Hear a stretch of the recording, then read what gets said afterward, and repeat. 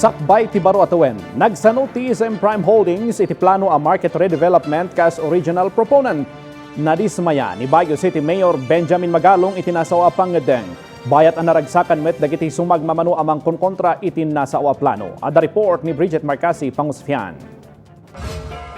We missed the opportunity. Pero sabi ko nga, may silver lining pa rin dito.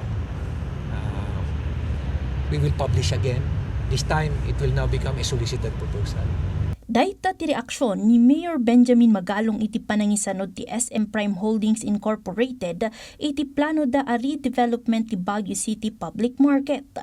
Sigun ken kuana, idi pa'y December 19 na ipakaamuken kuana ti panggap ti SM ken naawat na ti surat da idi December 22 ngem impakaamu na laeng kalpasan ti holiday season tapno saan na maburibor ti selebrasyon ti Pasko ken baro atawan ti syudad.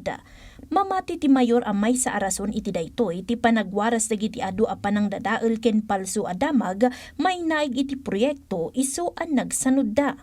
Based sa mga information na natanggap ko, talagang lang sila, frustrated lang talaga sila sa maraming kasinungalingan at yung mga malisyosong intriga na lumabas.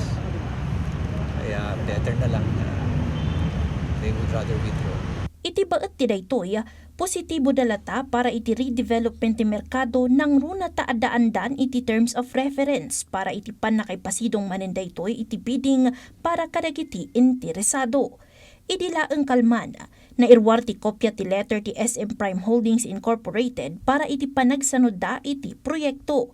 Banag at tinagiragsak ken pagyamyamanan dagiti vendors iti merkado publiko. Answered prayer namin at talagang happy ang New Year namin, kumbaga.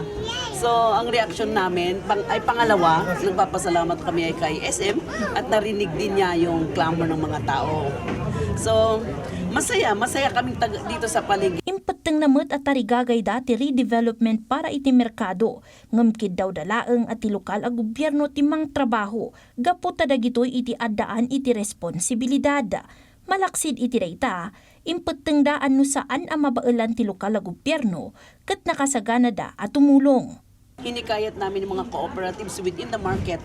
Yung apat na malalaking co-op natin dito sa palengke ay very much willing na sila, if ever na ayaw ni local government na sila ang gagawa. Parang plan B namin yun. Kung ayaw ni government ang gagawa, sasabihin nilang walang pera,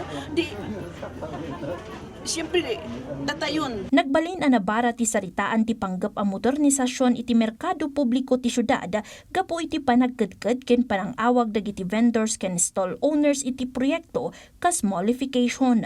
Itamot laeng nga malem na ituding asumangot ti Baguio Market Vendors Alliance Consolidated Incorporated iti lokal a konseho para iti panakatalantan ken kanayunan a diskusyon para iti pagbanagan ti redevelopment ti merkado publiko ti syudad.